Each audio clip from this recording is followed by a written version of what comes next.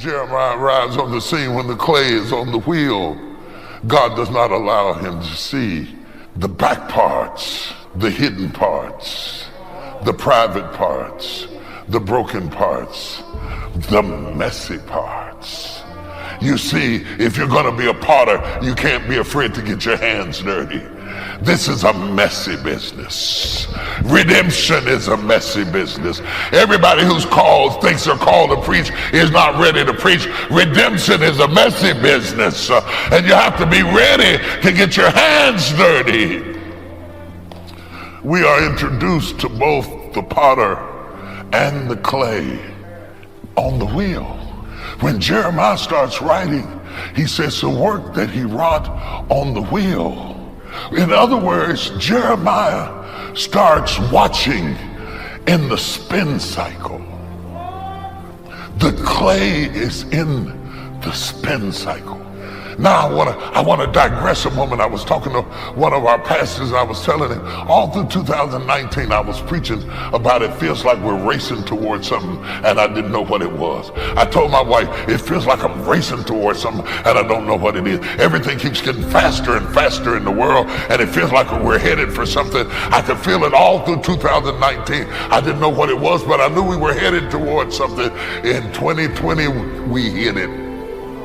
We step into the scene in the spin cycle. Point two, the potter's wheel is the spin cycle. When God gets ready to make something out of you, he puts you in the spin cycle. He puts you in the spin cycle where everything is a blur.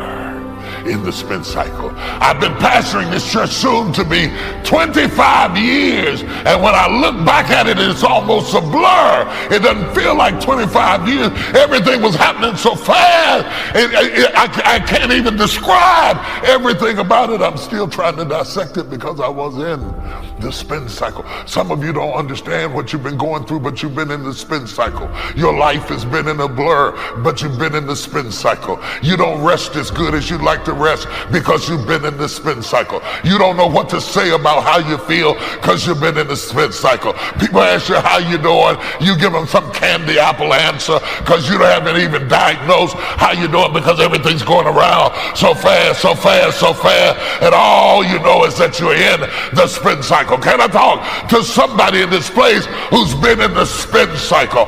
All hell is breaking loose. Good things are happening there, bad things are happening there. Sometimes you feel up and sometimes you feel down and sometimes everything's going so fast you can't even describe it or explain it or fully see it because you're in the spin cycle. But the Lord told me to tell you he controls the speed of the spin. I sat down a few years ago and I asked myself, okay, how do I add value to people? And I came up with 3 things that I want to pass on to you quickly.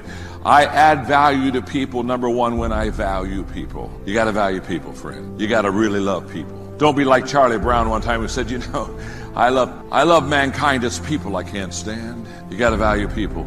You see, if I don't value you, I'll take advantage of you. Leaders who get in trouble because they stopped valuing the people that they lead. So I've got to value people. Number 2, I have to know and relate to what you value. I have to know and relate to what you value, and I can only do that by listening. I can only do that by instead of talking and casting vision, turning to you and finding out where you are and how you feel. Listening, oh my goodness, the great leaders, they listen, they learn, and then they lead. They listen, they learn, and they lead. They listen, they learn, and they lead. They listen, they learn, and they lead. They listen, they learn, and they lead. If I want to add value to you, I have to value you. I have to know and relate to what you value. And number 3, I have to make myself more valuable. If I'm really going to add value to you, guess what I have to do? I have to keep getting better, don't I? Because if I don't keep growing and if I don't keep getting better, it's impossible for you to keep growing and it's impossible for you to get better. And you see, in this business, you got to keep learning.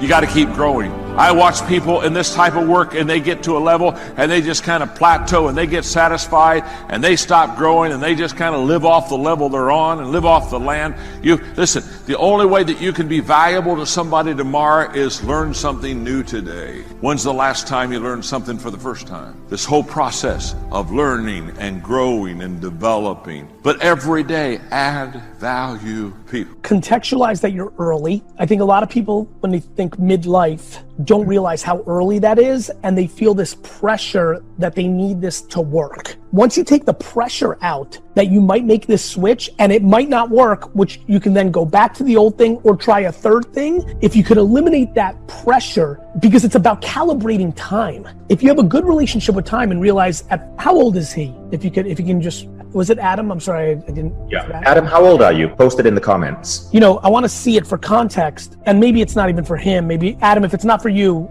if it's for your mom or dad or somebody else, put the number of that age. 41. Yeah, and Adam, is it for you? You can just say yes or what have you. You know, like, you know, to me, if it's for Adam, let's say, at 41 years old, he's uncomfortably young.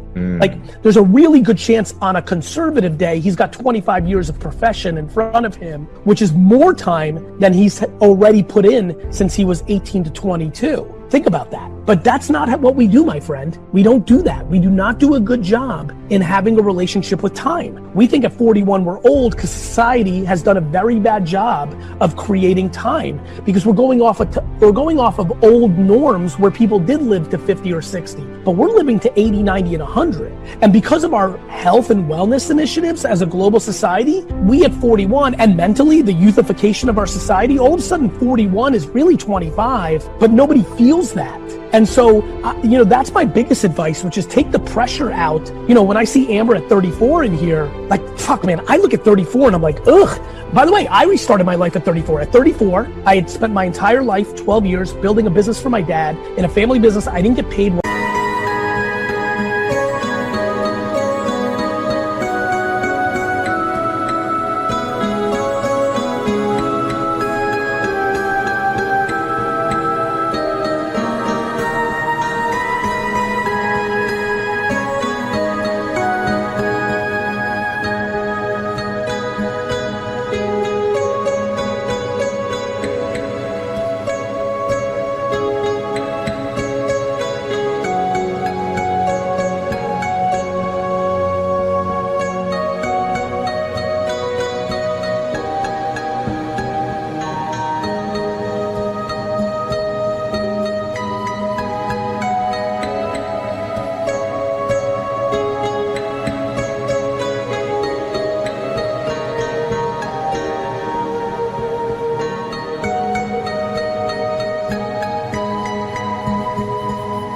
I was worth. I built a business from 3 to 65 million. I was never making any real money at all because it was a family business. You know, you inherit it when your dad dies. I leave at 34. I own nothing. I don't own the wine library. I have no money on paper to borrow it even, but I fucking built it. So I've had this huge 12-year accomplishment, and what I get for it is to start over with zero, and I'm thrilled because I accomplished what I wanted, which was I wanted to do something great for my parents. Wow. That took humility and patience. I'm at 34. I start VaynerMedia in the conference room of Buddy Media because I don't have any money for us to pay rent. God knows how to do a quick work.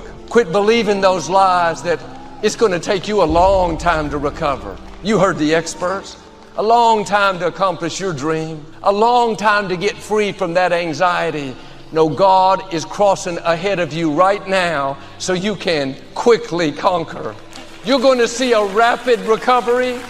You're going to defy the odds.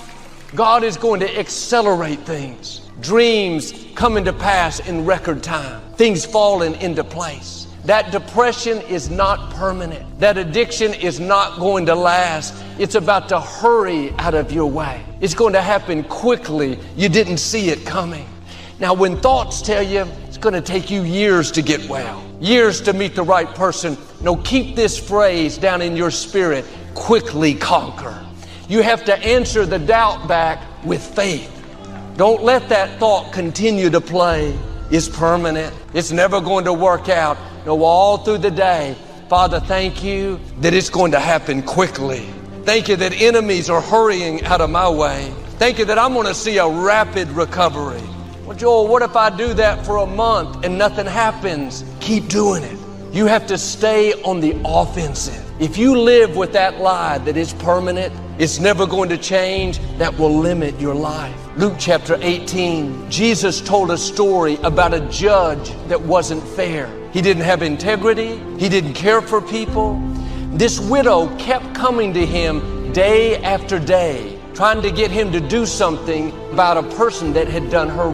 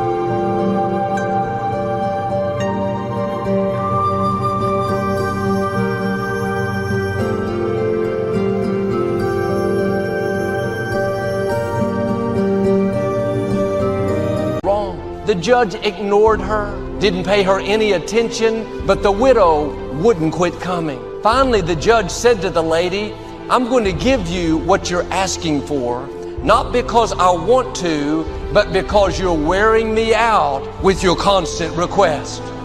Jesus said to the disciples, if this judge, who is not fair, will make the right decision because the lady wouldn't quit asking, do you think God, who is fair, will keep putting off those that come to Him?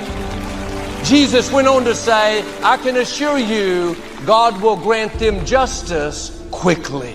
When you're in a difficult time, things are not turning around, if you'll just keep thanking God that He's working, thanking Him that He's fighting your battles, not begging Him, but reminding Him what He promised. Notice what God said. He will give you justice quickly.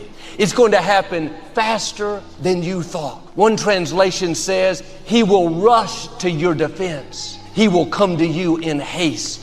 It may not have happened yet, but you need to know God is in a hurry to help you.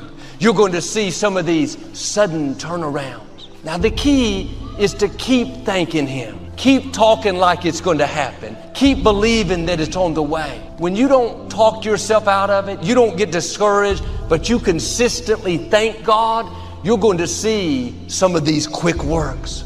He's going to quickly turn your child around, quickly bring your healing, quickly cause that dream to come to pass. Now, maybe like this widow, you've been doing this, but you don't see anything changing. Everything looks the same. Stay encouraged. Your time is coming. God is crossing over ahead of you right now. I believe and declare you're about to quickly conquer. Problems that have held you back are about to suddenly resolve. Enemies that have hindered you are about to hurry out of your way. You're going to see a rapid recovery, a sudden breakthrough, a speedy turnaround. It's going to happen quickly.